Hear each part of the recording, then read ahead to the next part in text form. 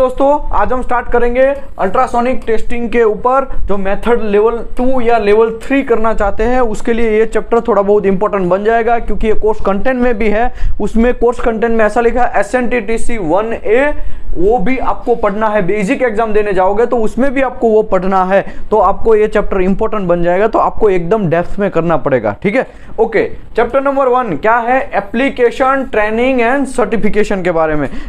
ठीक है, तो आइए हम आगे बढ़ते हैं। इसमें जनरली टोटल 13 चैप्टर है। टोटल 13 चैप्टर में यहाँ पे कोर्स कंटेंट तैयार किया है। उसमें 13 चैप्टर में आज हम स्टार्ट कर रहे हैं पहला चैप्टर नंबर 1। नया बैच जो है आज से स्टार्ट कर रहे हैं। ठीक है, ओके।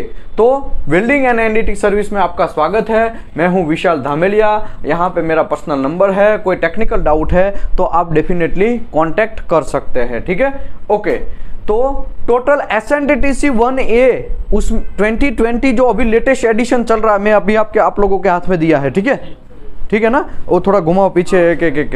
तो वो जो SNTTC 1A है उसमें कितना मेथड दिया गया, कितने मेथड में लेवल 1 कर सकते हैं, कितने मेथड में लेवल 2 कर सकते हैं, कितने मेथड में लेवल 3 कर सकते हैं, वो यहाँ पे SNTTC 1A में दिया गया। टोटल 16 मेथड है। कितना? 16 मेथड।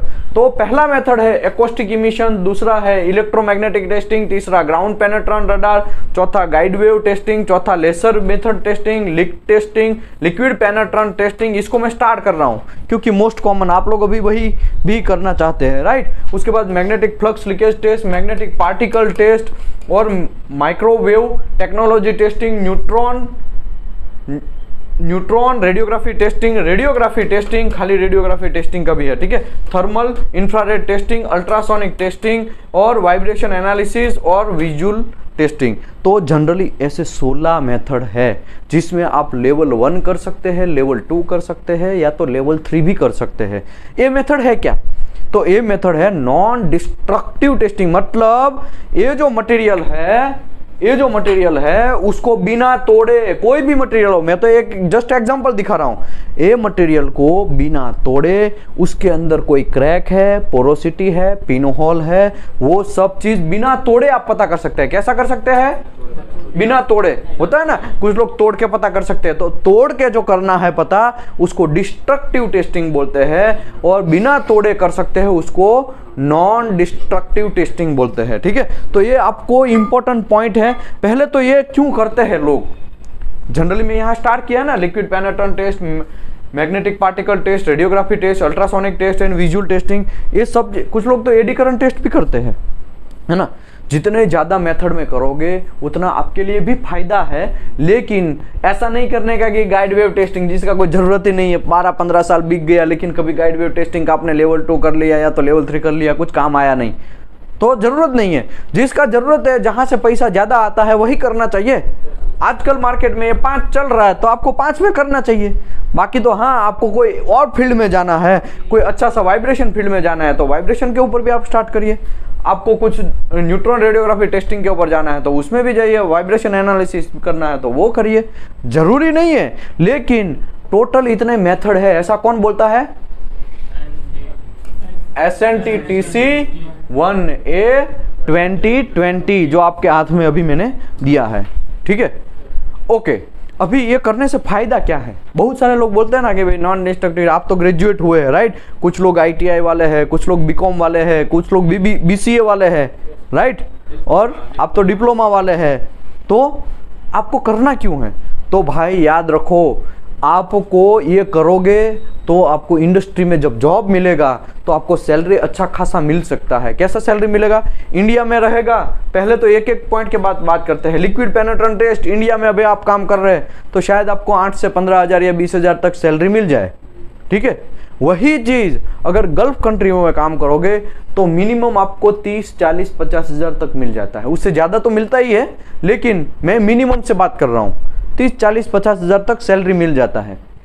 ठीक है, अभी बात करते हैं मैग्नेटिक पार्टिकल टेस्ट की। मैग्नेटिक पार्टिकल टेस्ट है वो इंडिया में अगर आप काम करोगे तो 10, 12, 15 हज़ार तक, उससे ऊपर अगर एज अ फ्रेशर, ये सब चीज़ मैं डिस्कस कर रहा हूँ ना, तो एज अ फ्रेशर की ही बात कर रहा हूँ। बाकी कुछ लोग बोलेंगे कि मेरे को 10 साल का एक्सपीरियंस है, मैंने तो एनडीटी लेवल 2 किया, मेरे को तो 80,000 मिला। भाई मिलेगा ना, आपको तो एक्सपीरियंस प्लस काउंट हो रहा है ना, एक्सपीरियंस है इसके लिए आपको। लेकिन जब आप फ्रेशर है तब आप मैग्नेटिक पार्टिकल टेस्ट करेंगे तो शायद आपको इंडिया में 10, 12, 15 हज़ार से प्लस सैलरी मिलेगा, लेकिन गल्फ कंट्रियों में 40,000 से भी ज़्यादा सैलरी मिलेगा अगर आपका सिलेक्शन हुआ तो। वहाँ पे भी अभी तो बहुत मारा मारी है, पता है ना आपको, है ना। एक कुछ लोग तो पासपोर्ट बनाया है, तो मैं उसको बोला था कि पासपोर्ट बना लो आप, तो वहाँ पे भी मारा मारी है। लेकिन इनकेस आपको 100 सैलरी मिल भी गया तो आपको 40,000 से प्लस अच्छा सैलरी मिल सकता है as a fresher. Okay, radiography testing थोड़ा अच्छा है। रेडियोग्राफी टेस्टिंग में आपको फिल्म इंटरप्रिटेशन कैसे करना है, मैं यहाँ पे फिल्म लेके आया है ना, ये सब जो फिल्म है वो इंटरप्रिटेशन कैसे करना है वो चीज़ है। उसके बाद वो फिल्म को कैसे टेक्निक्स को रिव्यू किया जाता है, उसमें तो बहुत सारे, फिल्म रिपोर्ट रिव्यू करना है, रिपोर्ट को साइन स्टैम्प करवाना है, टीपीआई को काम करवाना है, उसको दिखाना है, ये सब चीज़, ठीक है। तो रेडियोग्राफी टेस्टिंग करेंगे तो आपको इंडिया में शायद 15-20 हज़ार से प्लस सैलरी मिल जाए, लेकिन गल्फ कंट्रियों में 50, 60, 80 हज़ार से भी प्लस सैलरी मिलता है। अभी रही बात अल्ट्रासोनिक टेस्ट की, तो अल्ट्रासोनिक टेस्ट आजकल मार्केट में बहुत चल रहा है, बहुत चल रहा है। और अल्ट्रासोनिक टेस्ट बहुत अच्छा मेथड है। एक ही साथ में 10-15 मिनट में एक ही जॉइंट, ये जो अभी यहाँ पे जॉइंट पड़ा है, ये जॉइंट को आपको यूटी करना है। ये जॉइंट यहाँ पे जो प्लेट है कितना mm का है, ये 38 mm का, राइट। ये प्लेट को आपको यूटी करना है, तो आपको आरटी करने में शायद पहले तो आपको आरटी का सेटअप करना पड़ेगा, नीचे फिल्म चिपकाना पड़ेगा, फिल्म चिपकाने के बाद ऊपर सोर्स फिटअप करना पड़ेगा, जियोमेट्रिक अनशार्पनेस सेटअप करना पड़ेगा कि बराबर है कि नहीं है। उसके बाद फिल्म को प्रॉपर फिल्म यूज़ करना पड़ेगा, वहाँ पे भी आपका पैसा जाएगा। उसके बाद वो फिल्म बराबर लिया है तो उसको धोना पड़ेगा, ये सब चीज़ करना। बाद में 1-2 दिन के बाद शायद आपको रिजल्ट मिले। कुछ लोग तो आधे दिन में ही रिजल्ट दे देता, आधा दिन तो हमको रुकना पड़ेगा। अल्ट्रासोनिक टेस्ट में ऐसा नहीं है, खट से आया, प्रोब घिसा, कैलिब्रेशन मशीन को किया, प्रोब घिसा और हो गया। एकदम ईजी मेथड है। हाँ, उसका परमानेंट रिकॉर्ड नहीं है, लेकिन बहुत ईजी मेथड है। लेकिन इसका पैसा इंडिया में कितना मिलेगा? इंडिया में 15,000, 20,000 से स्टार्ट होता है, उससे स्टार्ट होता है। 20,000 तो मैं तो कम बोल रहा हूँ, मैं तो ये एक्सप्लेन करने के लिए आपको कम बोल रहा हूँ, एक्चुअली आपको ज़्यादा ही मिलेगा, ठीक है। ओके, गल्फ कंट्रियों में कितना है? गल्फ कंट्रियों में 1 लाख से प्लस सैलरी है, तो वो भी एक फ़ायदा है। तो एनडीटी लेवल 2 करना है तो आपको ऐसा मेथड सिलेक्ट करिए जो मार्केट में सबसे ज़्यादा चलता हो।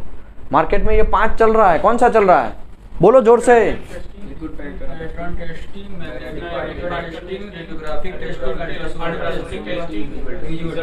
Visual testing. कुछ लोग सीस्विप किए हुए रहते हैं, सीस्विप 3.1 पता है ना, ये सीस्विप का बुक है ये आपके पास।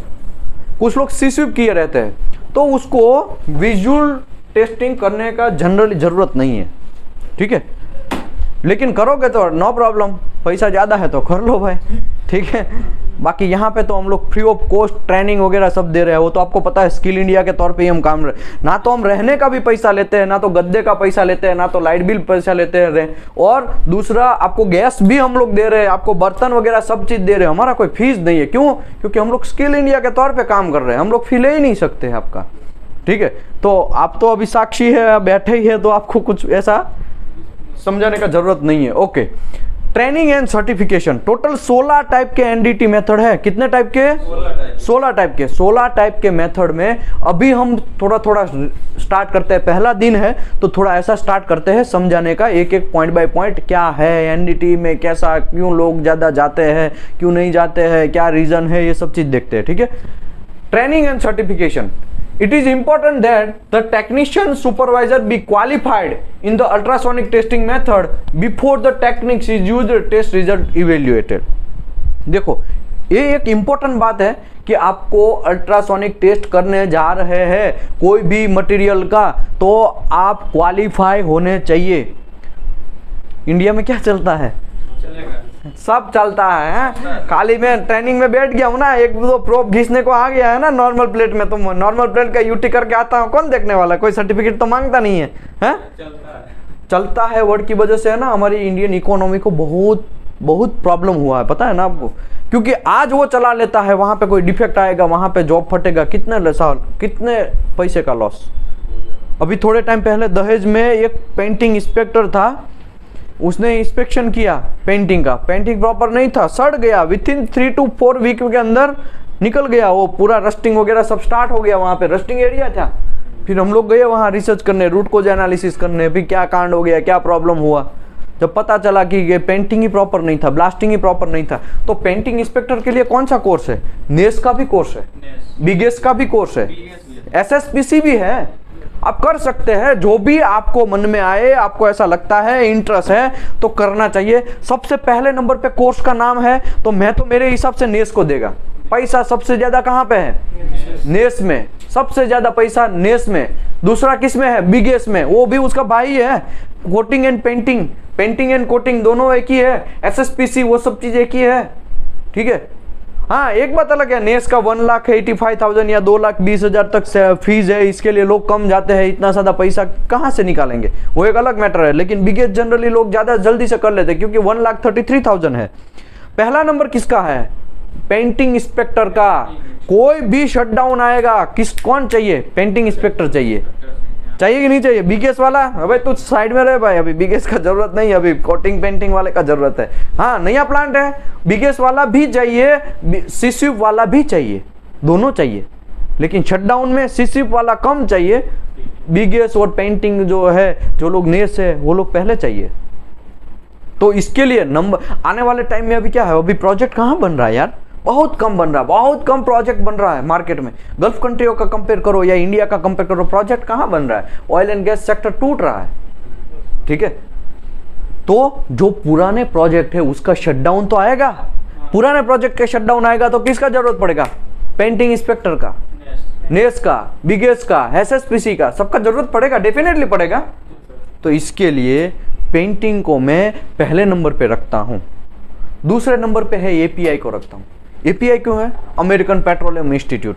उसको रखने का क्या रीजन है भाई? उसको इसके लिए रखते हैं क्योंकि वो भी एक शटडाउन का ही पार्ट है। शटडाउन में भी API है। आप तो यार API में काम कर चुके हैं, आपको तो आइडिया है ही, राइट।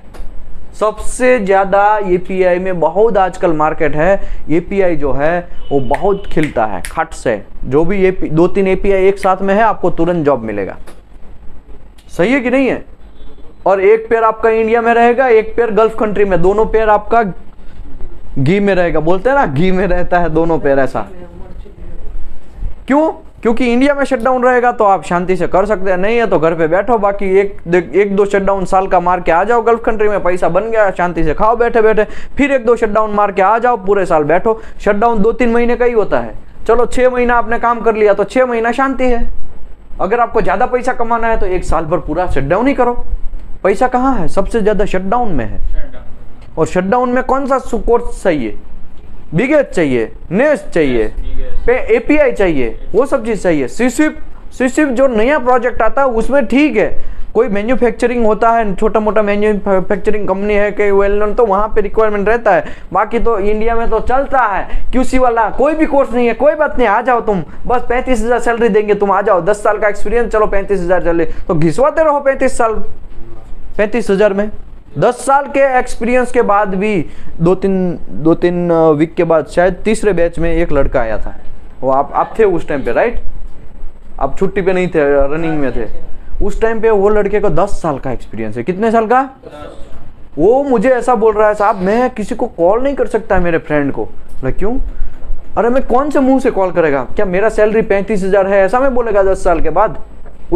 तो आपका फ्रेंड का कितना है? सब लोगों ने एक दो कोर्स कर लिए हैं, सब लोग गल्फ कंट्री में, कुछ लोग अच्छे से सेटल हो गए, सबका 80,000 से प्लस सैलरी है। और मैं अभी 10 साल के बाद भी यहाँ पे 35,000 में काम कर रहा हूँ। उसको लास्ट ही मोमेंट में हमने कुछ API 510 का एग्जाम वगैरह सेटअप करवाया और फीस वगैरह भरवाया, और लास्ट डेट में ही उसने रजिस्ट्रेशन किया और यही स्लॉट में उसका एग्जाम है। तो कहने के क्या है? सर्टिफिकेट होगा दुनिया आपका कदर करेगा, सर्टिफिकेट होगा दुनिया आपको हाथ पकड़ेगा। सर्टिफिकेट नहीं होगा तो लोलम लोल लगे रहो 35,000 10-15 हज़ार में लगे रहो, मरवाते रहो, और क्या है, ठीक है। तो कहने का मतलब है सर्टिफिकेशन गेन करो, एवरी 6 मंथ में 1 सर्टिफिकेशन आपको गेन करना चाहिए। अगर एवरी 6 मंथ में एक सर्टिफिकेट आप लिया ना, आपको दुनिया का कोई माइका लाल रोक नहीं सकता पैसा कमाने के लिए। लेकिन इसके लिए आप ऐसा सोचेंगे पैसा कहां से लाने का, भाई सर्टिफिकेट करने के लिए पैसे का जरूरत नहीं है, माइंड का जरूरत है। पहला जब सर्टिफिकेट करते हैं तो ऐसा सर्टिफिकेट करो, भले पहले सर्टिफिकेट में ही आपको घर से पैसा लेना पड़ जाए या फ्रेंड वगैरह, ऐसा रिलेशन मेंटेन करो ताकि आपको कुछ लोग पैसा दे दे। पैसा आपको पहले सर्टिफिकेट में मिल गया, फिर तो वही सर्टिफिकेट आपको पैसा कमा के देने वाला है, समझे। फिर वही पैसे को कुछ लोग है ना, सर मेरे को 1.5 लाख सैलरी है, मैं तो कुछ बचता ही नहीं। अरे कैसे बचेगा, तुम तो सब घर पे घुसा रहे हो, समझे, सब घर पे घुसा। कम से कम आपको 10% आपका इनकम है ना, वो आपके माइंड में डालो, पैसा दौड़ के आएगा, दौड़ के पैसा आएगा। मैं आपको लिख के देता हूं, 10% आपके माइंड में डालने का। कितना, अगर 1 लाख कमा रहे हैं तो उसमें 10,000 आपको कहां पे डालने का, सर्टिफिकेट, माइंड में डालने का, सर्टिफिकेट करने का। समझो 6 महीना हो गया, 6 महीने से कंटिन्यूअस काम कर रहे तो 6 लाख हो गया, तो उसका 10,000 ऐसा जोड़ते जोड़ते 60,000 हो गया। 60,000 का कोई कोर्स कर लो एपीआई, समझे आप। तो 10%, पहले के जमाने में क्या था, लोग ऐसा बोलते थे कि यार कोई बात नहीं, जितना कमाते हैं उसमें 2% हमको वो दान करने का, क्या बोलते हैं, ऐसा है ना, गरीब लोगों को गाय छने वो सब चीज डालने का, है ना, ऐसा बोलते थे ना, ऐसा करने का। अभी फंडा उलट गया है भाई, दान करना है तो ठीक है, आपका मर्जी है करो, मैं उसके ऊपर कोई कमेंट नहीं मार रहा हूं। लेकिन अभी पैसा है ना, 10% माइंड में डालो, पैसा दौड़ के आएगा आपके पास। लोग आपको कांटेक्ट करेंगे, सर आप कहाँ है, आप फ्री है क्या, 1-2 इंस्पेक्शन है करके आओ, पर डे 5-6 हज़ार ले लो, समझे कि नहीं समझे। और कब होगा ये, जब सर्टिफिकेशन होगा तब, नॉलेज होगा तब, वरना तो घिसवाते रहो, आपको तो पता ही है। ठीक है, चलो आगे बढ़ते हैं, हमारा टॉपिक से हम भटक गए हैं। ट्रेनिंग एंड सर्टिफिकेशन, कोई भी आदमी अगर एनडीटी करने जा रहा है तो वो क्वालिफाई होना चाहिए, उसके पास सर्टिफिकेट होना चाहिए। सर्टिफिकेट नहीं है तो बहुत बड़ा प्रॉब्लम। सर मैं तो ट्रेनिंग ले लिया है, खाली सर्टिफिकेट ही आना बाकी है, एग्जाम बाकी है, लेकिन मैं यूटी तो कर सकता हूं, मुझे आता है, वो नहीं चलेगा।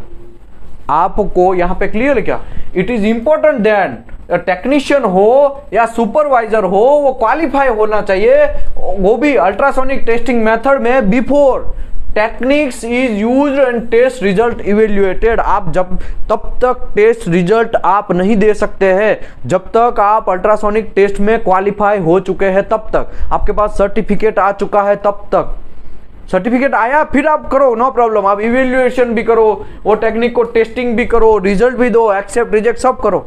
लेकिन ट्रेनिंग ले रहे हैं, और मैं आपको किसी को पिछली बार मैं साइट में भेजा था, आधे ट्रेनिंग में साइट पे भेजा था, तो क्या था, सर हमको तो हमने कर लिया, सब देख लिया, तो मैं उसको क्लियर समझा के भेजा, आपको डीपी करना नहीं है, आपके पास सर्टिफिकेट नहीं है, आप डीपी नहीं कर सकते। जो जिसके पास सर्टिफिकेट था उसके साथ में भेजा था, ताकि वो समझ सके, सीख सके कि कैसे काम होता है, उसको देखना है। तो यहाँ पे यही लिखा है, ठीक है, आगे बढ़ते हैं। American society for non destructive testing recommended the use of document recommendation practice SNTTC 1A 2020। American society for non destructive testing, उन लोगों ने अपने कुल्ले टिका के रखे हैं, ठीक है। इंडिया का भी कोई ऐसा बड़ा कोई कोर्स रहेगा तो हम उसको भी समझाएंगे, ठीक है। अमेरिकन लोग जो है उसने नॉन डिस्ट्रक्टिव टेस्टिंग करके एक बड़ा सा अच्छा सा सिस्टम बनाया है, और SNTTC 1A सब लोगों को रिकमेंडेशन करता है। और SNTTC 1A क्या है, वो ट्रेनिंग कैसे देने का, सर्टिफाइड कैसे करने का, लोगों को सर्टिफिकेट कैसा होता है, वो सब चीज इंफॉर्मेशन देता है, एक रिकमेंडेशन करता है। रिकमेंडेशन का मतलब क्या, रिकमेंडेशन मतलब आपको सजेस्ट करता है, भाई ऐसा है, करना है तो करो, वरना आपका मर्जी, ठीक है। तो कोई तो आपको गाइड करना चाहिए ना, कोई तो गाइड करना चाहिए। तो एक कौन गाइड करता है हमको, SNTTC 1A 2020, जो भी आपके हाथ में है वो। This document provides the employer with the necessary guideline of proper qualifying। अभी देखो, this document provide employers, मतलब employer with the necessary guidelines, मतलब कोई भी कंपनी है उसको भी वो क्या करेगा, गाइडलाइन देगा। कौन SNTTC 1A जो है, समझो एग्जाम्पल के तौर पे एक LNT कंपनी ले लेते हैं। तो LNT को भी नॉन डिस्ट्रक्टिव टेस्टिंग करना है तो कौन गाइडलाइन करेगा? SNTTC 1A। क्या गाइडलाइन करना चाहिए? प्रॉपरली कैसे टेक्नीशियन को क्वालिफाई करना है, या तो लेवल 1 या लेवल 2 या लेवल 3 को कैसे क्वालिफाई करना है वो समझाएगा उसको। उसके बाद कैसे सर्टिफाइड करना है वो, and not techniques in all method, मतलब सब टेक्निक्स में कैसे काम करना है, कैसे सर्टिफाइड करना है, कैसे ट्रेनिंग देना है, वो सब चीज कौन समझाएगा? SNTTC 1A। ठीक है, जागते रहने का भाई, चाय भाई मंगवा लो अगर किसी को नींद आता है तो। ओके, तो compliance with this document the employer must establish the written practice. Okay, अभी एक नया वर्ड आया रिटर्न प्रैक्टिस का। रिटर्न प्रैक्टिस है क्या? तो रिटर्न प्रैक्टिस ऐसा चीज है, यहां पे मैं आपको जो अभी दिया ना हाथ में दूसरा, वही एक रिटर्न प्रैक्टिस है। रिटर्न प्रैक्टिस मतलब सब चीज लिखा होगा लाइन बाय लाइन, स्कोप क्या है, ये क्यों बना रहे हैं, कैसे ट्रेनिंग होता है, ट्रेनिंग में कैसे एग्जाम होता है, ट्रेनिंग लेवल 1 का कैसे ट्रेनिंग होता है, कौन सा प्लेट रहेगा, प्लेट में कितना डिफेक्ट वगैरह आपको मिनिमम फाइंड करना है, और सर्टिफिकेट आपका आएगा तो कैसे होगा, आपका नियर विजन, मुंडी आपका आंख है, आंख का नियर विजन कैसा होता है। वो कभी किसी का कल हमने टेस्ट किया था राइट, इशिरा चार्ट का। कहाँ गया इशिरा चार्ट? कहाँ गया दीपेश? ले लो बगल से। इशिरा चार्ट का मैंने सबका टेस्ट लिया था, पता है ना? वो टेस्ट क्यों करना है, वो टेस्ट कितना प्लेट पास होता है तो आपका क्लियर हो जाएगा, वो टेस्ट लिया था ना। तो वो सब चीज का गाइडलाइन आपको रिटर्न प्रैक्टिस भी देगा, लेकिन उसको कौन गाइड करेगा? SNTTC 1A। कौन सा एडिशन? 2020 एडिशन। बाकी 2006 भी एडिशन है, 2011 भी एडिशन है, 2016 भी एडिशन है, वैसे बहुत सारे एडिशन है ऐसे, लेकिन लेटेस्ट आपको फॉलो करना है। ठीक है, ये इशिरा चार्ट है। ठीक है, देखो ये इशिरा चार्ट है, तो ये भी आपको समझना पड़ेगा। ये भी, इसमें को टोटल 38 प्लेट्स है। कितने? 38 प्लेट में। इसका मैं कभी एकदम डेप्थ में वीडियो बनाएगा और डेप्थ में आपको भी समझाएगा। आपको तो ऑफलाइन है तो आप लोगों को तो मैं एकदम डेप्थ में समझाएगा, लेकिन वीडियो भी यूट्यूब वाले के लिए अलग से डाल देगा। ठीक है, बहुत अच्छा है। इशिरा चार्ट में एक एक प्लेट क्या क्या कैसे दिखता है, किसी को कौन सा डिफेक्ट है मुंडी में, मतलब आंखों में, ठीक है, तो वो सब चीज दिखाएगा। ठीक है, okay. To complies with the document employer must. अभी देखो, कोई भी जगह पे अगर मस्ट वर्ड आया, कोई भी जगह पे अगर शेल आया वर्ड, कोई भी जगह पे अगर शेल बी वर्ड आया, तो इसका मतलब आपको ये समझना है ये करना ही है, आपको ये करना ही है, आपके पास कोई ऑप्शन नहीं है। ये बोला है, लिखा है, वो करना है, कंपल्सरी रूल्स बन जाता है। अगर नहीं करोगे तो एनसीआर आएगा, एनसीआर आएगा। ठीक है, एनसीआर का मैंने responsibility of supervisor and welding inspector and supervisor में एक वीडियो किया है, उसमें आपको मिल जाएगा कितने टाइप्स के एनसीआर है, वो सब चीज मैंने समझाया है वहां पे। ठीक है, तो मैं उसमें नहीं पढ़ रहा हूँ अभी एनसीआर, फिर अपना का कंपनी कैप कब ब्लैकलिस्ट होता है, वो बहुत सारा मगजमारी है, वो मैं समझाएगा बाद में। लेकिन आपको मस्ट वर्ड आया, शेल वर्ड आया, शेल बी वर्ड आया, वो आपको कंपलसरी करना ही है। यहां पे क्या लिखा? To complies this document employer must establish the written practice. Must establish मतलब कोई भी कंपनी के अंदर आप काम करने जाओगे तो वहां पे आपको रिटर्न प्रैक्टिस होता ही है, कंपनी के पास पहले से ही होता ही है। आपको मांगना है देखने के लिए, पढ़ने के लिए, आपको बोलना है साहब मुझे रिटर्न प्रैक्टिस दो, मुझे पढ़ना है।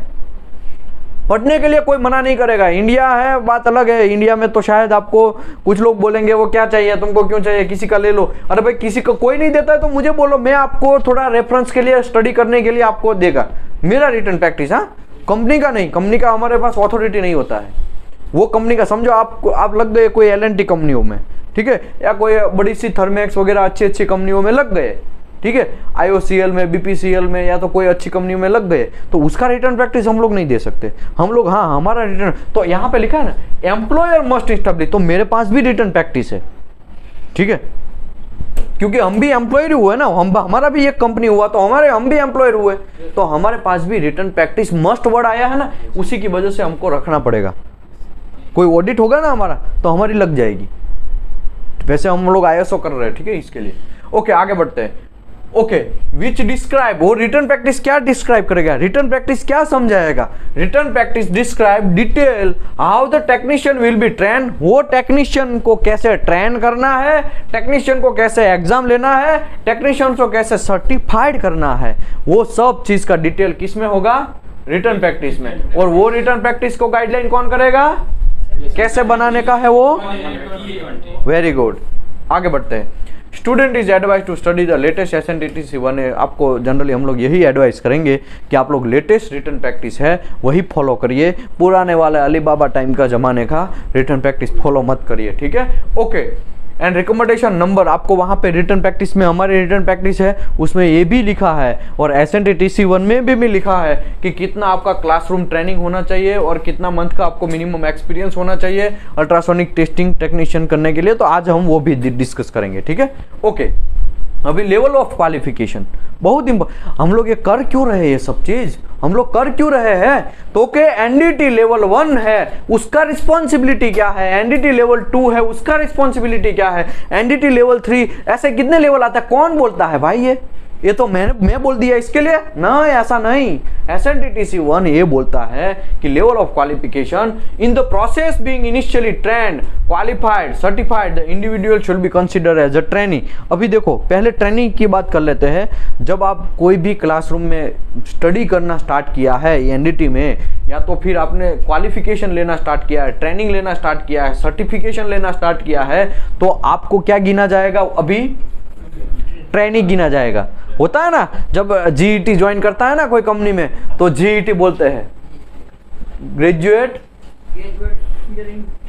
इंजीनियर ट्रेनिंग, तो हम लोग ट्रेनी बोलते हैं ना उसको। तो अभी आप NDT लेवल 1 या लेवल 2 अगर स्टार्ट कर रहे हैं सीखना, तो आपको भी क्या गिना जाएगा, ट्रेनी। ये मैं नहीं बोल रहा हूँ, ये कौन बोल रहा है, SNTTC 1A। कोड इंपॉर्टेंट है, आदमी इंपॉर्टेंट नहीं है, कोड इंपॉर्टेंट है, ठीक है। The trainee should work with certified individual, trainee should work with certified individual. मैं आपको एक एग्जांपल दिया था ना, जो सर्टिफाइड है, जिसके पास सर्टिफिकेशन है, उसके साथ वो ट्रेनी काम कर सकता है। काम शुड वर्क विथ, मतलब ये पेनिट्रेंट टेस्ट है, ठीक है, ये डेवलपर एंड ये पेनिट्रेंट टेस्ट है, उसको वो परफॉर्म नहीं कर सकता है मटेरियल के ऊपर डायरेक्ट ट्रेनी। हाँ, वो देगा, हाँ कैसे करना है, टाइम हो गया, वो सब चीज कैलकुलेट करेगा, ये बॉटल वगैरह पकड़ा देगा और लैंप बराबर पकड़ के रखेगा, ये सब चीज कर सकता है, ठीक है। बाकी वो डायरेक्टली परफॉर्म नहीं कर सकता है NDT ऑन मटेरियल। कब, जब आपको सर्टिफिकेट नहीं मिला है तब, जब आप ट्रेनिंग ले रहे हैं, सर्टिफिकेशन ले रहे हैं तब, ठीक है।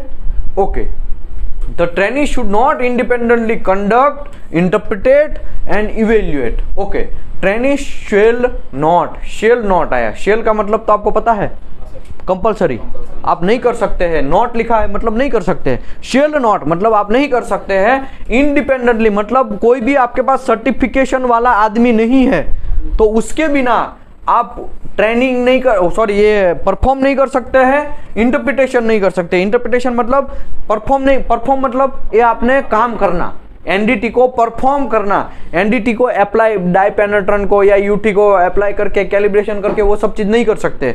ओके, वो तो नहीं कर सकते, फिर इंटरप्रिटेशन भी नहीं कर सकते। आपको पता है यहाँ डिफेक्ट है, 10 mm लेंथ है, ये लीनियर इंडिकेशन वगैरह सब चीज है, लेकिन फिर भी आप डिसीजन नहीं दे सकते हैं, ठीक है। इसके बाद इवेल्युएशन भी नहीं कर सकते हैं और report of the result of any test, और रिपोर्ट भी नहीं बना सकते। हाँ, जब आपको मैं सर्टिफिकेट यहाँ से प्रोवाइड कर देगा तब बाद में आप इंडस्ट्री में जाके आप काम करो, नो प्रॉब्लम, वो भी इंडस्ट्री के रूल्स एंड रेगुलेशन के हिसाब से। लेकिन अभी ये सब चीज़ ये लिखा नहीं होता ना, तो क्या कांड होता मैं आपको बोलता हूँ। ये कोड में कहाँ लिखा है, हम तो क्लासरूम में स्टार्ट कर दिया ट्रेनिंग, अभी तो मेरे को सब आता है, मैं करेगा। कोड में किधर नहीं लिखा, आप उसको कुछ बोल भी नहीं सकते, कोड में नहीं लिखा है तो। लेकिन ये इसके लिए ये सब चीज लिखना पड़ा। और कोड कौन लिखता है पता है, कोई इंजीनियर नहीं लिखता है, लॉयर लिखता है। हमारा घर के दस्तावेज हम करवाने जाते हैं तो कौन लिखता है, लॉयर लिखता है ना। उसमें लिखा है ना, ये बंदा है, इसके हिसाब से इसने ये प्रॉपर्टी खरीदा है, सामने वाला ये बंदा है और लेने वाला ये बंदा है, ऐसा बहुत सारा कचरा चीज लिखेगा ना, हम कंफ्यूज है क्या लिखा है समझ में नहीं आ रहा। लेकिन वो जो लिखेगा ना वो उसका एक ही मीनिंग होगा, डबल मीनिंग आप कर ही नहीं सकते हैं। तो अगर यहाँ पे डबल मीनिंग वाला लिख दिया होता ना, अगर यहाँ ऐसा लिख दिया होता, कुछ अलग से ही डबल मीनिंग वाला लिख दिया होता ना, तो फिर आप उसका तोड़ मरोड़ के, सर कोड में ऐसा किधर नहीं लिखा है, हम लोग तो ऐसा ही करेंगे, जिसको बोलना है बोलो, जिसको उखाड़ना है उखाड़ जाओ, मैं तो ऐसा ही करेगा, कोड में कहाँ लिखा है और आपको भी पता है। तो इसके लिए लोग है ना तोड़ मरोड़ के कोड को पेश करते हैं, ऐसा नहीं करना चाहिए, जो लिखा है वही लाइन आपको समझना है। ओके, आगे बढ़ते हैं। There are 3 level of qualification are follow, 3 type के लेवल है, NDT level 1, NDT level 2, NDT level 3। तो अभी आप करने आए हैं वो क्या है, एनडीटी लेवल 2, ठीक है। चलो तो हम एक एक का डिस्कस करते हैं, कौन क्या कर सकता है, पहले तो ये पता होना चाहिए ना कौन क्या कर सकता है, किसका क्या रिस्पॉन्सिबिलिटी है, तब आपका माइंड थोड़ा खुलेगा कि हाँ यस हम लोग अभी समझे पूरा। NDT level 1, he should be qualified to properly perform the specific calibration। मतलब अगर NDT level 1 आप हो गए, आपके पास सर्टिफिकेट हो गया, सब चीज आ गया, ट्रेनिंग वगैरह सब फिनिश कर दिया, तो NDT level 1 है वो कैलिब्रेशन कर सकता है, कैलिब्रेशन कर सकता है, जो भी है डाई पेनेट्रेंट टेस्ट हो तो उसका मेक वगैरह सब देखना, वो सब चीज़ एक्सपायरी हुआ है कि मैग्नेटिक पार्टिकल टेस्ट है तो आपने कैलिब्रेशन किया था ना, मैग्नेटिक पार्टिकल टेस्ट कौन सा आपने यूज़ किया था, पाई गेज इंडिकेटर, वेरी गुड। और वेट लिफ्टिंग कैपेसिटी कितना है, एसी का सर 4.5 है, वेरी गुड। डीसी का 18 kg, वेरी गुड। देखो मुंह पे रह गया, मतलब अगर आप ऐसे धीरे धीरे जाते जाएंगे तो आपको ऑटोमेटिकली याद रहता जाएगा, ठीक है। ओके, लेवल 1 है वो स्पेसिफिक कैलिब्रेशन कर सकता है, स्पेसिफिक एनडीटी मेथड को परफॉर्म कर सकता है। मतलब आपके पास डीपीटी का सर्टिफिकेट है, डीपीटी लेवल 2 का सर्टिफिकेट है, मैं आपको सर्टिफिकेट भी देता हूं ताकि आपको ये इसके है ना, इसके पीछे देखो ये अल्ट्रासोनिक टेस्ट का सर्टिफिकेट है ना, ये लो। अगर आपके पास अल्ट्रासोनिक या डीपीटी का भी ऐसे ही उल्टे पेज में है, तो ये जब सर्टिफिकेट है आपके पास और आप बोलेंगे कि मेरे पास तो डीपी का सर्टिफिकेट है, ठीक है, मेरे पास डीपी का सर्टिफिकेट है, मेरे पास तो एनडीटी का सर्टिफिकेट हो गया, मैं तो यूटी भी करेगा, ऐसा चलेगा? काम आपको मिला है यूटी का भले ही, लेकिन आपके पास सर्टिफिकेट डीपी का है, तो आप यूटी करेंगे तो चलेगा? नहीं चलेगा। इसके लिए यहां पे लिखा स्पेसिफिक वर्ड यूज किया, स्पेसिफिक एनडीटी, मतलब जिसमें क्वालिफाई है, जिसमें आप एनडीटी लेवल 2 है या लेवल 1 है वही काम करना है। फिर अगर ये स्पेसिफिक नहीं लिखा होता ना ऐसा, तो क्या होता पता है, मेरे पास तो डीपी है, मैं तो वाइब्रेशन भी करेगा समझा, मैं तो जो मर्जी, एनडीटी वो तो एनडीटी का ही पार्ट है ना, एनडीटी के टोटल 16 मेथड है, मैं तो वो सब करेगा। तो यहाँ पे ना लोग क्या करते हैं, तोड़ मरोड़ के पेश करते हैं, तो ऐसा नहीं करना चाहिए। इसके लिए यहाँ पे क्लियर वर्ड लिखा है, he should be qualified properly perform the specific calibration and specific NDT method, वो एनडीटी मेथड कर सकता है, and specific evaluation for acceptance और rejection determined accordance with the written instruction और supervisor from the certified level 2 या level 3 individual and record result. अभी देखो, जो लोग लेवल 1 है, जो लोग लेवल 1 है वो क्या कर सकता है, स्पेसिफिक कैलिब्रेशन कर सकता है, स्पेसिफिक एनडीटी परफॉर्म कर सकता है, वो इवेल्युएशन एक्सेप्टेंस रिजेक्शन भी कर सकता है जब आप लेवल 2 वाला आपको बोलेगा। अभी आप ऐसा ही माइंड में समझो कि आप लेवल 1 है, अभी आप लेवल 1 है ऐसा समझो भाई, डिस्टर्ब मत करो, बाद में जल्दी जल्दी दे दो। ओके, अभी देखो, जब आप एनडीटी लेवल 1 है ऐसा ही समझो, तो आपको इवेल्युएशन अगर करना है, रिजल्ट देना है, हाँ साहब ये रिजेक्ट ये एक्सेप्ट ऐसा बोलना है, तो आपको रिटर्न इंस्ट्रक्शन किसका चाहिए, लेवल 2 का चाहिए। लेवल 2 आपको बोलेगा तो ही आप कर सकते हैं, अगर आप लेवल 1 है तो, लेवल 1 है तो ही मैं बात कर रहा हूं, ठीक है। किसका रिटर्न इंस्ट्रक्शन चाहिए, लेवल 2 या तो लेवल 3 का, दोनों में से कोई एक का रिटर्न इंस्ट्रक्शन। हाँ तो कर देना, कोई बात नहीं, फोन पे नहीं चलेगा। आप एनडीटी लेवल 1 है समझो, आप कोई एक परफॉर्म करने गए हैं, प्रेशर वेसल का, लॉन्ग सिम का, आप डीपीटी करने गए हैं। क्या करने गए हैं, डीपीटी। आपने डीपीटी कर लिया, आपको पता है ये यहाँ पे एक बड़ा सा क्रैक मिला है 18 mm का, क्या मिला है, क्रैक मिला है, तो आप प्रोडक्शन इंजीनियर को सीधा नहीं बोलना है क्रैक है रिजेक्ट, जाओ रिजेक्ट, ऐसा नहीं बोलना है। आपको पहले रिटर्न प्रोसीजर पढ़ना है। क्या पढ़ना है, रिटर्न प्रोसीजर में लिखा है क्या कि लेवल 1 इवेल्युएशन कर सकता है या तो फिर एक्सेप्टेंस रिजेक्शन दे सकता है, ऐसा लिखा है? हाँ लिखा है तो दे दो, काट देगा। आप बोलेंगे ना तरता यार इंडस्ट्री बहुत फास्ट हो गया है, पहले जैसा नहीं रहा है, आज से 10 साल पहले जो था ना ऐसा नहीं रहा है। अभी आप बोलेंगे ना सीधा फोन पे, हाँ भाई क्रैक है, रिजेक्ट है, काटो, अरे 15-20 मिनट में आप जाओगे ना तो ग्राइंडर वहां पे बैठ के काट रहा होगा, काट काट काट। और आपका एक डिसीजन से अगर रॉन्ग डिसीजन दे दिया तो वहां पे ये प्लेट आरटी में मैं देखा है लेको फ्यूजन जैसा लग रहा है, इतना ही बोला ना आप और कुछ बोला नहीं, फोन काट दिया, तो वो लोग तो ऐसा ही इंटरप्रिटेशन करेंगे, हाँ उसने तो एलेको फ्यूजन दिया, भाई ग्राइंडर चल काट ये पाइप को खाट से वो तो उड़ा देगा। फिर आप साइड पे जाएंगे ना, अरे नहीं वो एक्सेप्ट है, अरे क्या एक्सेप्ट, अभी तो ने काट दिया। समझे आप? तो इतना फास्ट डिसीजन अभी इंडस्ट्री में चलता है, तो आप लोगों को भी प्रॉपर डिसीजन लेना पड़ेगा। प्रॉपर डिसीजन आप नहीं लेंगे ना तो लग जाएगी।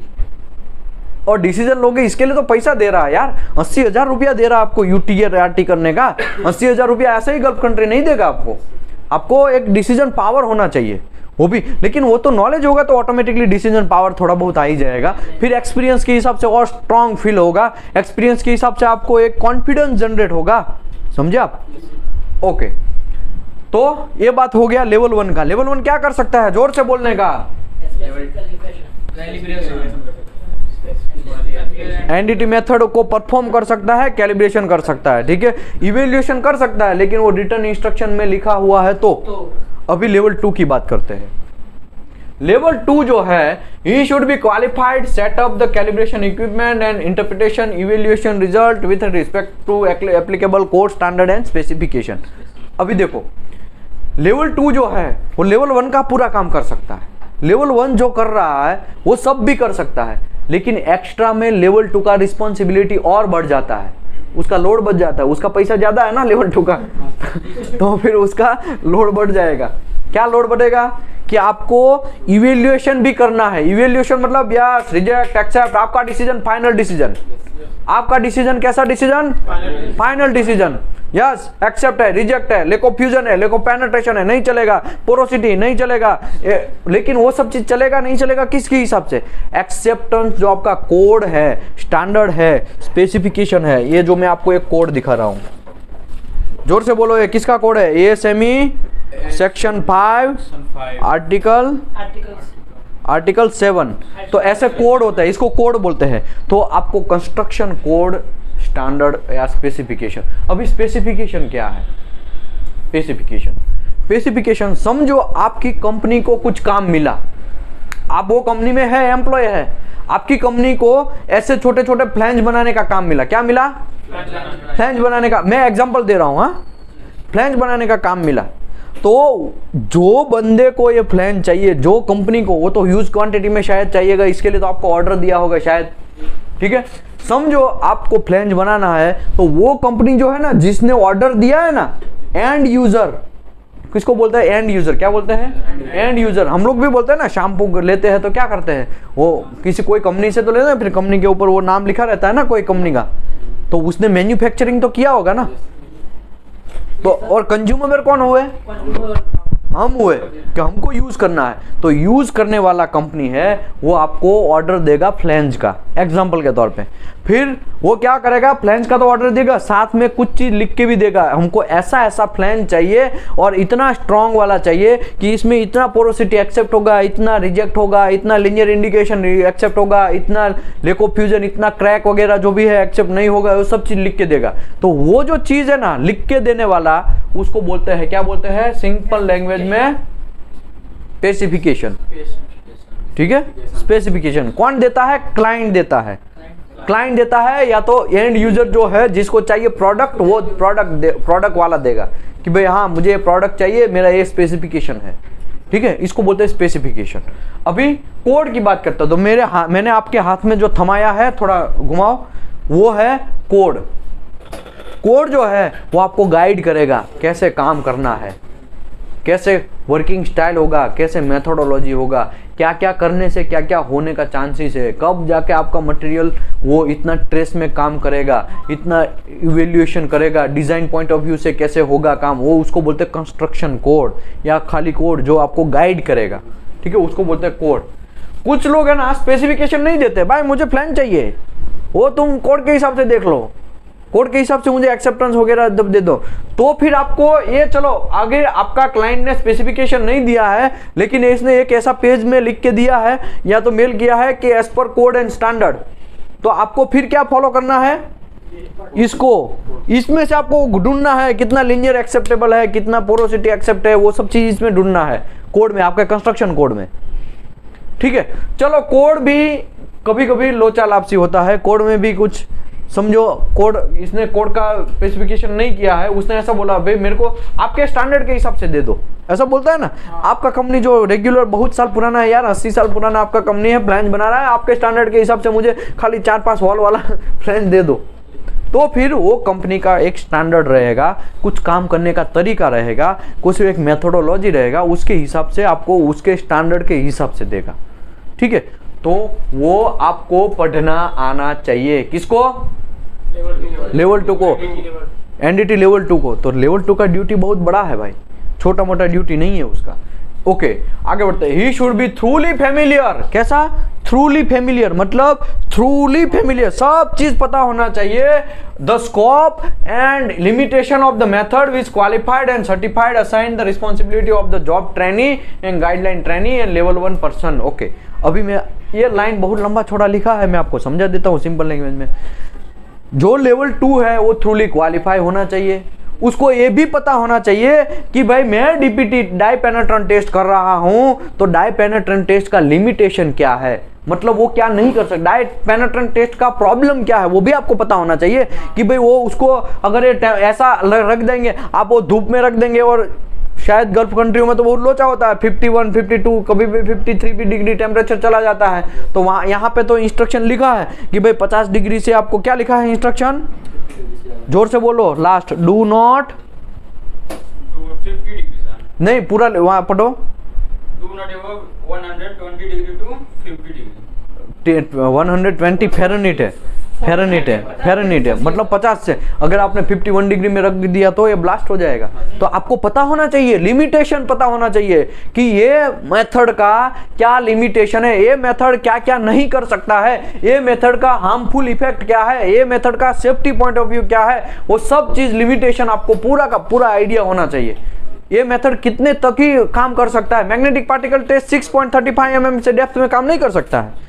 डाई पेनेट्रेंट टेस्ट है वो, ये आपका ये कोई एक मटेरियल है, समझो ये 50 mm का कोई मटेरियल है, कितने mm का है, 50 mm का, यहाँ पे कोई एक डिफेक्ट है तो डाई पेनेट्रेंट टेस्ट नहीं पकड़ पाएगा। ठीक है, एग्जैक्टली 20 में 25 mm डेप्थ में है तो वो एमटी भी नहीं देख पाएगा, शायद आरटी पता कर ले, शायद यूटी पता कर ले। ठीक है, और ऐसा भी हो सकता है कि इसके नीचे ऐसा कोई एक डिसकंटिन्यूटी, नीचे की उसके नीचे भी एक डिसकंटिन्यूटी, ऐसा हो सकता है ना, तो वो आरटी में शायद पता ना कर पाए, तो फिर यूटी में ही पकड़ा जाए वो, तो ऐसा भी हो सकता है। तो लिमिटेशन किसको पता होना चाहिए, लेवल 2 को पता होना चाहिए, लेवल 2 को पता नहीं है तो प्रॉब्लम। ठीक है, आगे बढ़ते हैं। ओके, लेवल 2 जो है लेवल 1 को गाइड भी करना है, कैसे वो भी पता होना चाहिए। आप ऐसा बोलेंगे यार हमको नहीं पता है लेवल 2 कैसे, लेवल 1 को कैसे गाइड करते हैं हमको, तो नहीं चलेगा। लेवल 2 का रिस्पॉन्सिबिलिटी ज्यादा है भाई, आपको पैसा भी ज्यादा मिल रहा है, आपको लेवल 1 को प्रॉपरली क्वालिफाई करना, क्वालिफाई तो नहीं बोलेंगे, गाइड करना पड़ेगा। ठीक है, लेवल 1 को प्रॉपरली गाइड करना पड़ेगा, लेवल 1 को क्या क्या काम देना है वो आपको पता होना चाहिए। ठीक है, तो लेवल 2 का ड्यूटी समझ में आ गया। लेवल 3 की डिस्कस करते हैं। He should be capable to developing, कम थोड़ा निकाल देता हूं, he should be capable of developing, qualifying and approving procedure. जब कोई भी प्रोसीजर बनता है, मैं बोला ना पहले स्टार्टिंग में रिटर्न प्रैक्टिस कंपनी के पास होना चाहिए, वो कौन डेवलप करता है या तो कौन क्वालिफाई करता है, लेवल 3 करता है। लेवल 3 सबसे ऊपर है, लेवल 3 का रिस्पॉन्सिबिलिटी क्या है, और ज्यादा है। ठीक है, उसकी तो लग जाती है उतना उसके पास लोड रहेगा काम का, लेकिन पैसा भी उसको ज्यादा मिलेगा ना ऐसा। He should be capable to developing, qualifying the approving procedure, establishing the approving techniques, interpreting the code, standard and specification। तो ये भी लेवल 2 का जो काम है वो भी कर लेना चाहिए, लेवल 3 का एक्स्ट्रा जो काम है वो भी कर लेना चाहिए, और प्रोसीजर भी अप्रूव करना चाहिए। Designing the particular NDT method, अभी इसमें ये स्टेनलेस स्टील है। कैसा है? ये तो मैं आपको बता दिया स्टेनलेस स्टील है, ठीक है। एक दूसरा भी एक पाइप है, मैं आपको दिखाता हूँ, ये भी एक स्टेनलेस स्टील का पाइप है, ठीक है। तो लेवल 2 बोल देगा कि इसमें एम्प्टी करो तो चलेगा। Magnetic particle test stainless steel में नहीं होता है, तो ये लिमिटेशन लेवल 2 को तो पता होना ही चाहिए। लेकिन लेवल 2 ये भी डिसीजन नहीं ले सकता है किस मेथड यूज करना है, कौन सा मेथड यूज करना है मटेरियल के अंदर, वो कौन डिसाइड करेगा? लेवल 3। इसमें यूटी करना है, आरटी करना है, पीटी करना है, एमटी करना है, वो 16 का 16 मेथड है ना, वो अगर समझो 16 मेथड में लेवल 3 है तो व्हाटएवर, लेकिन वो मेथड कौन डिसाइड कर सकता है इसमें कौन सा परफॉर्म करना है? वो लेवल 3, वो लेवल 2 नहीं कर सकता है, ठीक है।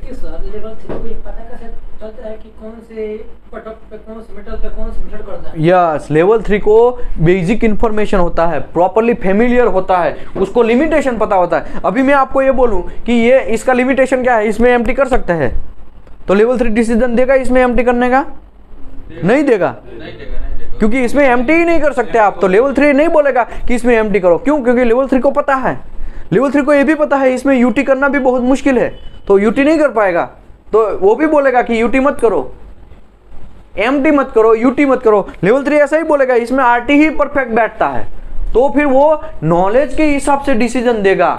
लेवल 3 को कैसे पता होना चाहिए? आपको ऐसा आइडिया क्वेश्चन था कि लेवल 3 को कैसे पता चलेगा, तो भाई लेवल 3 को तो पूरा इंफॉर्मेशन है पूरा मेथड के बारे में, कि कौन सा मेथड इसका क्या लिमिटेशन है, कौन सा मेथड कितना कारगर है, कौन सा मेथड कितने डेप्थ में जाके वो आपका जो डिसकंटिन्यूटी फाइंड कर पाएगा, वो उसको पहले से नॉलेज है। इसके लिए तो लेवल 3 बन के बैठा है भाई। एक मिनट मान लीजिए सर, लेवल 2 वाला उसके पास बुक है, उसने पढ़ लिया और उस चीज को नॉलेज उसको हो गया, फिर भी वो चीज को लेवल 2 को नॉलेज हो गया हो, ओके, ये सब चीज लेवल 2 को नॉलेज हो गया हो तो नहीं, तो भी लेवल 2 डिसीजन नहीं ले सकता। कौन ऐसा बोलता है? SNTTC 1 है 2020, वो रिकमेंडेशन करता है, ठीक है। ओके, आगे बढ़ते हैं। The level 3 should have a sufficient practical background। देखो practical background क्या लिखा है? Level 3 should have sufficient practical background in applicable material fabrication, product technology and establishing the techniques of assist in establishing acceptance criteria and are otherwise follow। अभी देखो हमने बोला, हमने decision दिया, ध्यान रखो यहाँ पे, हमने डिसीजन दिया कि कोड स्टैंडर्ड एंड स्पेसिफिकेशन के हिसाब से लेवल 3 या लेवल 2 को वो इंटरप्रिटेशन करना है। लेकिन लेवल 2 दौड़ के आया, साहब इसमें तो हमको पता ही नहीं है कौन सा कोड, ना तो कोड है इसका, ना तो स्टैंडर्ड है, ना तो स्पेसिफिकेशन है, ऐसे ही उसने पाइप बना दिया है, लेकिन फिर भी मुझे एक लीनियर डिसकंटिन्यूटी मिला है, तो एक्सेप्ट करूँ कि रिजेक्ट करूँ? तो लेवल 2 कंफ्यूज हो जाएगा ना। लेवल 2 को क्या लिमिटेशन था कि भाई स्पेसिफिकेशन स्टैंडर्ड एंड कोड के हिसाब से ही आपको एक्सेप्टेंस क्राइटेरिया देखना है, लेकिन ये तो ये पाइप ऐसे ही अलीबाबा जैसा बना है, तो उसमें तो कुछ है ही नहीं, तो क्या होगा? तो फिर वो डिसीजन है जो भी डिसकंटिन्यूटी एक्सेप्ट करना कि रिजेक्ट करना, वो कौन ले पाएगा? लेवल 3 डिसाइड करेगा। तो लेवल 1 का ड्यूटी आपको समझ में आया, लेवल 2 का ड्यूटी समझ में आया, लेवल 3 का ड्यूटी समझ में आया। तो अभी हम आगे बढ़ते हैं एग्जामिनेशन के बारे में। एकदम ईजी, एग्जाम कैसे होता है वो भी एक इम्पोर्टेंट 2 का जो रिक्वायरमेंट है। अगर आप लेवल 1 लेवल 2 करने जा रहे हैं तो एग्जाम जो है वो कैसे होगा? तो जनरली यहाँ पे 3 पेपर होते हैं अगर लेवल 1 या लेवल 2 करने जाते हैं तो। पहला पेपर है जनरल। जनरल में आपको 70% से ज़्यादा पास लाओगे, मार्क्स लाओगे, 70% से ज़्यादा मार्क्स लाओगे तो ही आप पास गिने जाएंगे, ये रिक्वायरमेंट है, ठीक है। स्पेसिफिक में भी 70% से ज़्यादा लाओगे तभी आप पास गिने जाओगे। प्रैक्टिकल में 80% से ज़्यादा लाओगे तभी पास गिने जाएंगे। और एवरेज जो है आपका, ये तीनों का एवरेज कितना परसेंट होना चाहिए? 80%। यादव जी, ठीक है, 80% आपको याद रखना है, 80% से ज़्यादा तीनों का एवरेज होना चाहिए तभी आप पास है, ठीक है। ओके, अभी बात करते हैं लेवल 3 की। तो लेवल 3 के भी 3 एग्जाम है। पहला एग्जाम है बेसिक एग्जाम, दूसरा है मेथड एग्जाम, तीसरा है स्पेसिफिक एग्जाम। ओके, अभी बेसिक एग्जाम जो है वो जनरली मैं आपको ऑलरेडी एक वीडियो में समझाया है कि बेसिक एग्जाम का कोर्स कंटेंट क्या है। जनरली आपको आरटी करना है तो कंपलसरी आपको बेसिक एग्जाम देना ही पड़ेगा, भले ही वन टाइम देना है आपको, कुछ टाइम के लिए, कुछ टाइम लिमिट के लिए वन टाइम देना है, लेकिन आपको बेसिक एग्जाम एक ही बार देना है कुछ टाइम पीरियड के लिए। फिर बाद में वो टाइम पीरियड खत्म हो जाता है और वापस आप दूसरा भी कोई मेथड करना चाहते हैं तो वापस एग्जाम देना पड़ेगा बेसिक। लेकिन समझो एग्जांपल के तौर पे मैंने 6 महीने पहले बेसिक एग्जाम दिया तो फिर मुझे आरटी करना है तो आरटी के लिए मुझे वापस फिर बेसिक एग्जाम देने की जरूरत नहीं है, खाली मेथड एग्जाम। यूटी करना है तो उस टाइम पे यूटी अप्लाई करो, जो भी है आपको पीटी, एमटी, आरटी, यूटी जो भी आप मेथड एग्जाम दे। टोटल कितने मेथड है? 16 मेथड है। 3 नहीं भाई, 3 तो पेपर है, ठीक है, 3 तो पेपर है। टोटल कितना मेथड है? 16 मेथड है, ठीक है। 16 मेथड में जो भी मेथड आपको देना है वो आप दे सकते हैं, ठीक है। ये जनरली ये जो है AS&T provide the service, AS&T है ना, वो प्रोवाइड सर्विस करता है लेवल 3 का। वो 2 एग्जाम लेके करता है, एक बेसिक एग्जाम, एक मेथड एग्जाम, 2 एग्जाम लेता है, ठीक है। उसका अगर बेसिक एग्जाम देना है तो 35,000 AS&T सर्टिफिकेशन का फीस है। कितना है? 35,000 बेसिक का फीस। मेथड का फीस भी 35,000, ऐसे 35,000 जोड़ते जाओ। अप्रॉक्स में बोल रहा हूँ, ठीक है, यहाँ पे मैं अप्रॉक्स बोल रहा हूँ। अगर डॉलर का वैल्यू अप एंड डाउन होगा तो फिर वो बढ़ेगा। ओके, तो यहाँ पे AS&T provide the service of the industry provide level 3 examination of the basic and method, ठीक है, मेथड एरिया। और ये जो स्पेसिफिक एग्जाम है वो जनरली एम्प्लॉयर को लेना है जब लेवल 3। समझो एग्जाम्पल के तौर पे यादव जी ने आप बेसिक एग्जाम दे दिया और मेथड एग्जाम का आरटी, एमटी और पीटी पास कर दिया। बेसिक एक बार दिया और उसके बाद में तीनों एक साथ में पास कर दिया, ठीक है। अब क्या होगा, आप कोई कंपनी जाएंगे तो कंपनी के अंदर क्या एग्जाम होता है? स्पेसिफिक एग्जाम, आरटी, एमटी और पीटी का। अगर वो पास है तो वो कंपनी के लिए आप लेवल 3 हो गए हैं, ऐसा रूल्स होता है। लेकिन इंडिया में तो साहब है, ठीक है। तो ऐसी करने की वजह से हम लोग पीछे रह गए। हम लोगों को जनरली एम्प्लॉयर को ही समझना चाहिए ये सब चीज कि जनरली हमको इसका स्पेसिफिक एग्जाम लेना चाहिए, ठीक है। तो इसने लिखा है ना, responsibility of employer, specific exam is the still the responsibility of employer। मतलब स्पेसिफिकेशन एग्जाम किसको लेना चाहिए? एम्प्लॉयर को, जो कंपनी में जॉब कर रहे हैं उसको लेना चाहिए, ठीक है। ओके, आगे बढ़ते हैं। जनरली मैंने यहाँ पे सैंपल सर्टिफिकेट दिखाया। कैसा सर्टिफिकेट है? Sample certificate. कोई कंट्रोवर्सी ना हो, कोई हमारे ऊपर कोई आग स्ट्राइक ना मारे। आग स्ट्राइक तो नहीं बोलेंगे, यूट्यूब में कॉपीराइट का कोई ना करे, इसके लिए मैंने ही सेटअप किया है। एक सर्टिफिकेट मेरा फॉर्म ही तैयार किया है। देखिए यहाँ पे सर्टिफिकेट है, यहाँ पे मेरा नाम है यहाँ पे, और जो जिसमें आप लेवल 2 या लेवल 1 करना चाहते हैं यहाँ पे वो चीज रहेगा। समझो आप अल्ट्रासोनिक टेस्ट में करता चाहते हो, यहाँ पे अल्ट्रासोनिक। अगर मैग्नेटिक पार्टिकल टेस्ट में तो magnetic particle test, penetrant test, vibration analysis, जो भी आप करना है, PT, MT, RT, UT, BT जो भी है, आरटीएफआई जो भी करना चाहते हैं यहाँ पे आप लिख सकते हैं। इसके बाद यहाँ पे AS&T TC1 है, किसकी एडिशन के हिसाब से किया है आपने, वो बहुत इंपॉर्टेंट है आजकल, है ना। यहाँ पे तो मैंने तो अभी 2020 डाला है, लेकिन पुराना कुछ लोग है ना वो अभी भी 2006 ही चला रहा है। इसको तो आइडिया है, राइट, है ना। पुराना वही चला रहा है, 2006, 2011, कुछ लोग तो 2016 अभी तक चला रहे। अभी मैं आपको एक सैंपल सर्टिफिकेट भी दिया था पढ़ने के लिए, तो उसमें भी क्या कौन सा था? 2016 का था। तो कम से कम आप याद रखो, ये आपको देखना है। आपका सर्टिफिकेट जब आता है तो 2020 लेटेस्ट एडिशन जो चलता है वही रखना चाहिए, वो आपको देखना है। बाकी वो तो छाप रहा है, उसको तो कुछ क्या है चाहिए, ऐसा होता है, ठीक है। तो आप ये समझ लो। ओके, अभी यहाँ पे मैंने जनरल एग्जाम लिखा है, स्पेसिफिक एग्जाम लिखा है, प्रैक्टिकल एग्जाम लिखा है। तो जनरल एग्जाम जो है, जनरल एग्जाम वो कितने मार्क्स का है? नहीं, मार्क्स नहीं है, ये पासिंग रेंज है। पासिंग रेंज कितना है? 70। स्पेसिफिक में 70, प्रैक्टिकल में 80, कंपोज मतलब एवरेज कितना होना चाहिए? 80, तभी जाके आप पास गिने जाओगे, ठीक है। तो इतना आ गया, इसमें 70 में से 87, यहाँ पे 80 डाला, यहाँ पे, ये तो मैं सैंपल के लिए बनाया है, ठीक है।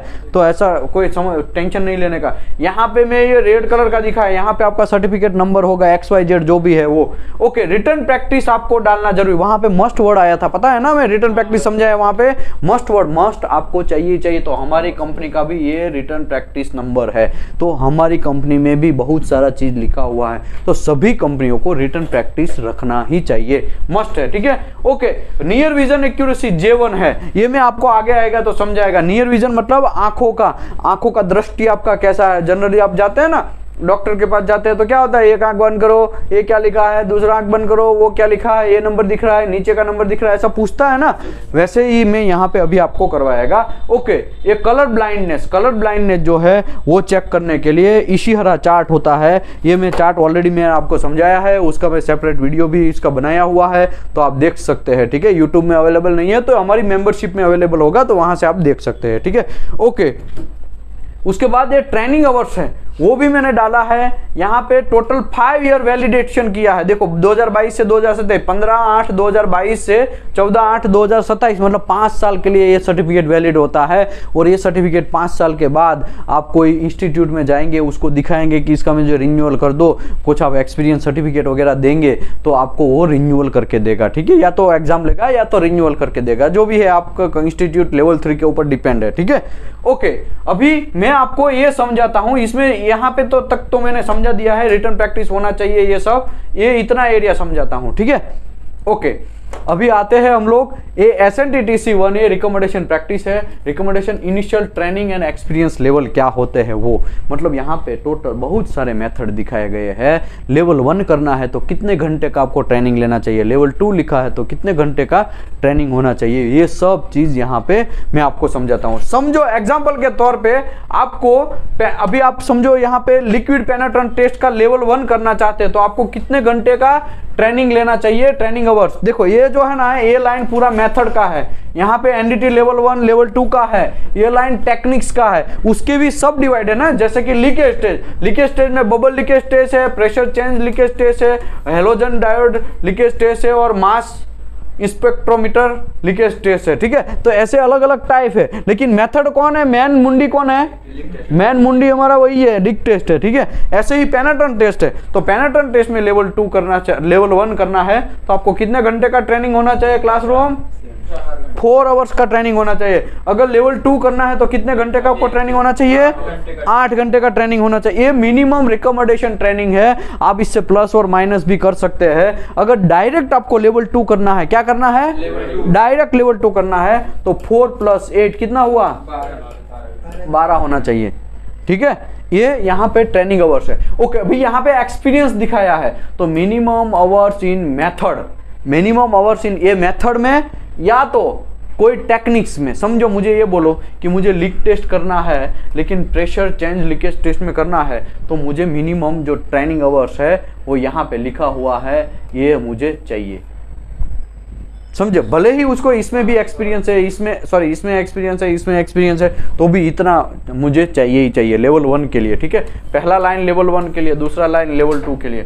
अभी दूसरा एग्जांपल देता हूँ, चलो हम लोग अभी यूटी का कर रहे हैं तो यूटी का ही मैं एग्जांपल देता हूँ, मैंने ये येलो करके दिखाया है, ठीक है। अभी यूटी का आपको लेवल 2 करना है, क्या करना है, अल्ट्रासोनिक टेस्ट का जो मशीन में घिसते हैं ना प्रोब, उसका। तो लेवल 1 जो है उसके लिए कितना आवर्स चाहिए मुझे, 40 आवर्स। लेवल 2 के लिए कितना चाहिए, 40 आवर्स। टोटल अगर डायरेक्टली लेवल 2 कर रहे हैं तो कितना चाहिए, 80 आवर्स। तो मैं सर्टिफिकेट में यहाँ पे क्या दिखाया है, ट्रेनिंग आवर्स लिखा है, यहाँ पे कितना लिखा है, क्यों लिखा है, ये मेरे शौक नहीं है, मेरे जेब में, ऐसा नहीं है। ये SNTTC1 ये है, वो हमें गाइडलाइन देता है कि इतना मिनिमम करना चाहिए। इसके लिए तो यहाँ पे ये किया है, वरना मैं तो 10 घंटे का ट्रेनिंग दे के सब क्लियर कर देता ना, जा कली बोले जाओ हो गया, लाओ पैसा हो गया। वैसे पैसा तो नहीं लेते हैं, लेकिन ये तो जस्ट बोल रहा हूँ, ऐसा होता है ना, लेकिन ऐसा नहीं है। रूल्स एंड रेगुलेशन के हिसाब से जो भी चीज़ होगा वो कायदे के हिसाब से होगा। ओके, अभी बात करते हैं हम आगे। ये हो गया ट्रेनिंग आवर्स का, minimum training hours and total hours in NDT में, ये सब चीज़ हो गया, ठीक है। अभी हम बात करते हैं पेपर की। तो पेपर जो होता है, ये तो यूटी का भी मैंने बात कर लिया कि 40 + 40, अगर डायरेक्टली लेवल 2 करना है तो लेवल 1 करना है तो 40, अगर यहाँ पे भी प्लस होगा अगर आपको प्लस में जाना है तो, ठीक है। ओके, अभी हम बात करते हैं, हम पेपर की बात करते हैं, ठीक है। अभी मैं पेपर निकाल लेता हूँ ताकि कंफ्यूजन ना हो। अभी देखो, मुझे अभी कितना क्वेश्चन होना चाहिए, जनरल पेपर, स्पेसिफिक पेपर, ऐसा मैं दिखाया था ना। प्रैक्टिकल में फिक्स है, 10 चेक पॉइंट है, ठीक है। वो आप अपने हिसाब से, कंपनी के एम्प्लॉयर के हिसाब से अप एंड डाउन कर सकते हैं। लेकिन जनरल पेपर है, समझो मुझे आपको लेना है अल्ट्रासोनिक टेस्ट ही करना है, तो कहाँ गया अल्ट्रासोनिक टेस्ट भाई, यहाँ पे अल्ट्रासोनिक टेस्ट है। तो जनरल पेपर में लेवल 1 कर रहे हैं तो कितना पेपर क्वेश्चन होते हैं, 40 क्वेश्चन। स्पेसिफिक पेपर में कितना लेवल 1 के लिए क्वेश्चन है, 20 क्वेश्चन। लेवल 2 डायरेक्ट करना है तो आपको कितना क्वेश्चन है, 40। लेवल 2 करना है तो स्पेसिफिक में कितना रहेगा, 20। तो ये पेपर स्टाइल है क्वेश्चन का, सभी का, सबका यहाँ पे लिखा है, देख लो आप, ठीक है। यहाँ से देखो 39 तक मैंने लिखा है, थोड़ा प्लस कर देता हूँ ताकि कंफ्यूजन ना हो, ठीक है। यहाँ पे भी थोड़ा प्लस कर देता हूँ, ठीक है। ये हो गया, देखो ऐसा है, नया कोई रॉकेट नहीं है। अभी हम बात करते हैं नियर विजन की, उसमें एक पॉइंट बच गया था ना। अभी देखो, ये मैंने पेपर का समझा दिया, ये कितने मार्क्स का होता है, ये सब चीज समझा दिया, ये समझा दिया। अभी ये दोनों एक डिस्कशन बाकी रह गया, ठीक है। और एक लास्ट वाला ये राउंड कर रहा हूँ, ये डिस्कशन बाकी रह गया, तो इसका हम डिस्कशन स्टार्ट करते हैं। ओके, नियर विजन है वो। नियर विजन जो है आपका, examination shall be ensure natural और corrected near distance accuracy at least 1 eye such as applicant capable to reading the minimum Ziegler letter J2 and equivalent type of size and letter at distance is 12 inch on the standard Ziegler chart। Okay, बहुत लंबा चौड़ा English लिखा है, simple language में समझा देता हूँ। देखो, कोई भी आदमी है लेवल 1 या लेवल, कोई भी इंजीनियर हो, मेल हो या फीमेल हो, उससे कोई प्रॉब्लम नहीं है, ठीक है। कोई भी इंजीनियर, अगर इंजीनियर है, ITI है, बीकॉम है, वो NDT लेवल 1 या लेवल 2 करने जाएगा, ठीक है। तो उसका दोनों में से कोई एक आंख, क्या लिखा है, दोनों में से कोई एटलीस्ट 1 eye, 2 eye होते हैं ना, एक को तो 2 ही eye होते हैं, किसी को 3 तो नहीं होते हैं। ओके, 2 आई में से मिनिमम कोई भी एक आई, समझो कोई एक आंख से ब्लाइंड है, ऐसा भी हो सकता है ना। तो दोनों में से कोई एक आंख आपका नेचुरल और करेक्टेड, नेचुरल मतलब ये अभी हमारा जो आंख है नेचुरल है, कोई लोग गोगल्स पहनते हैं तो वो करेक्टेड है। करेक्टेड मतलब गोगल्स पहनना, मतलब गोगल्स का ग्लास जो है वो करेक्ट करता है ना वो देखने का विजन। तो नेचुरल और करेक्टेड, उससे कोई प्रॉब्लम नहीं है, ठीक है। दोनों में से कोई भी दोनों में से एक आंख में आपका J1 J2 लेटर मिनिमम दिखना चाहिए। क्या लिखा है, जिगलर J2। अभी J1 J2 क्या है वो मैं दिखाता हूं। तो ये है J11, क्या है J10। कुछ फर्क दिख रहा है आपको, जल्दी से बोलो। क्या दिख रहा है, छोटा होते जाता है, छोटा होते जाता है। देखो आप, J11 सबसे ज्यादा, J10 उससे छोटा कम, उससे 9 कम, और यहाँ पे साइज भी दिया गया है mm में, ठीक है। ये देखो, ये J6 है, ये J5 है, J4 है, J3 है, J2 है और J1 है, ठीक है। अभी हम बात करते हैं ये लेटर की, ठीक है। अभी देखो, कोई भी लेटर है वो 12 mm मिनिमम डिस्टेंस लिखा है। क्या डिस्टेंस लिखा है, minimum, not less than 12, not less than 12 inch, मतलब 12 से कम होना चाहिए जो भी है। तो ये जो डिस्टेंस हुआ ना नियर आंखों का, और ये तो यहाँ से मेजर टैप, ये तो मेजर टैप तो हमारे पास है ही, ठीक है, तो टेंशन नहीं है। ये जो आपका आंख है यहाँ से लेके ये डिस्टेंस कितना होना चाहिए, 12 से कम होना चाहिए, समझे आप। 12 क्या है, इंच, 12 इंच से कम होना चाहिए, 12 इंच से कम होना चाहिए, मतलब नजदीक में होगा तो चलेगा लेकिन दूर तक नहीं जाना चाहिए। और कौन सा लेटर, J2 मिनिमम लिखा है, J2 मिनिमम पढ़ लेना चाहिए। वैसा बंदा NDT लेवल 2 कर सकता है, लेवल 1 कर सकता है, समझे बात। एकदम सिंपल है ये चीज है ना, लोग बहुत घुमा के समझाते हैं, एकदम यहाँ पे सिंपल चीज है। ओके, कुछ लोग है ना मेरे से झगड़ा किया था लास्ट बैच में ऑनलाइन में कि कंपनी ने तो बोल दिया है, वो ASNT ने बोल दिया है J2 लेटर डालना है, तो आप तो सब सर्टिफिकेट में J1 डाल रहे हैं, मैंने आपको सर्टिफिकेट दिखाया था ना, इसमें भी देखो ये बंदे का J2 डाला, J1 डाला है ना। तो भाई ऐसा क्यों? तो भाई ये तो मिनिमम लिखा है, मिनिमम लिखा है, आप J3 नहीं डाल सकते, चलो J3 नहीं डाल सकते, J5 नहीं, लेकिन J1 है तो आपका आंख और अच्छा है तो और बढ़िया है ना, तो वो डालना है ना आपको जो है एक्चुअल डालना है। कुछ लोग को तो J1 होता है ना, तो भी वो सर्टिफिकेट में कुछ लेवल 3 है ना क्या डाल देते हैं, J2 डाल देते हैं। अरे भाई जो आंखों का नियर विजन है वो परफेक्ट जो है वही डालो, समझे बात। चलो ये हो गया, मुझे ज्यादा इसमें डेप्थ में नहीं पढ़ना है। ओके, दूसरी बात इस जो है ये 1 ईयर एवरी 1 ईयर में आपका आंख का मुंडी जो है आंख है आपका आय है वो चेकअप करवाते रहना है। कितना? 1 एवरी ईयर में, ठीक है, एन्युअली। अभी दूसरा है कलर कॉन्ट्रास्ट। कलर कॉन्ट्रास्ट कौन सा है? ये कलर ब्लाइंडनेस का बात है। कलर ब्लाइंडनेस जो है उसकी बात कर रहे हैं। जो कलर ब्लाइंडनेस जो है वो आपको बात कर रहा हूं। The examination should be demonstrated capability of distinguishing and differenting the contrast among the shade of the, इसमें बहुत सारे शेड आते हैं, grey shade, okay, red shade, ये तो आपने देखा ही है, सबका टेस्ट मैंने कल किया था, राइट। तो ये शेड में है वो आपको पता चल जाना चाहिए। इसके बारे में मैं एक वीडियो बनाया है बहुत लंबा चौड़ा, तो वो आप देखेंगे तो आपको आइडिया आ जाएगा। एक कलर ब्लाइंडनेस नहीं होना चाहिए, सिंपल सी बात यही है, नया कोई रॉकेट नहीं है, ठीक है। सब बहुत सारा चीज़ कुछ लिमिट में पढ़ लेना चाहिए। ओके, कलर ब्लाइंडनेस नहीं है। ओके, तो वे जो है कलर ब्लाइंडनेस वो आपका कितने सालों में चेक करवाना है? एवरी 5 ईयर में, एवरी 5 साल में कलर ब्लाइंडनेस आपको चेक करवाना है। चलो ये फंडा क्लियर हो गया। अभी vision examination are expired day of last month of expiration. तो अभी ये फंडा मैं समझाता हूँ ये कहना क्या चाहता है। तो ये विजन एग्जामिनेशन मतलब आंखों का आपका नियर विजन एग्जामिनेशन है ना। समझो मैं आपको एग्जांपल के तौर पे यहाँ पे आपका सर्टिफिकेट कब एक्सपायर हो रहा है? 14/8/2027। तो जनवरी, फरवरी, मार्च, अप्रैल, मई, जून, जुलाई, अगस्त 31 का होता है, ठीक है।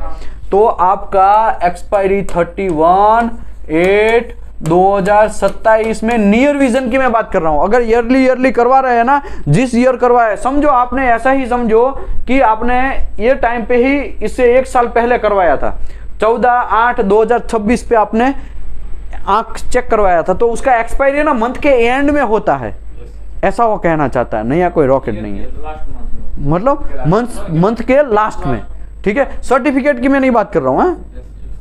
ओके, अभी हम आगे आते हैं ये कलर ब्लाइंडनेस में। तो ये सब कलर तो मैंने आपको करवा ही दिया है, क्या क्या दिखता है। मिनिमम 12 नंबर तो सबको कंपलसरी दिखना ही चाहिए। कुछ डिसीज है वो आपको देख लेना है, ठीक है, यहाँ पे। तो इसका मैं अलग से वीडियो किया है। ओके, अभी बात करते हैं रीसर्टिफिकेशन की। तो भाई कितने साल में होता है? 5 साल में। क्यों 5 साल में? यहाँ पे भी मैंने दिखाया हुआ है 5 साल। क्या कितना दिखाया है मैंने यहाँ पे? 2022 से 2027, तो 5 साल हो गया ना इंटरवल। तो मिनिमम 5 साल में आपको रीसर्टिफिकेशन करना ही है। तो आशा करता हूं आप सब लोगों को ये सब चीज़ अच्छे से पता चलेगा, और ये वीडियो आप सब लोगों को शेयर करते रहिए।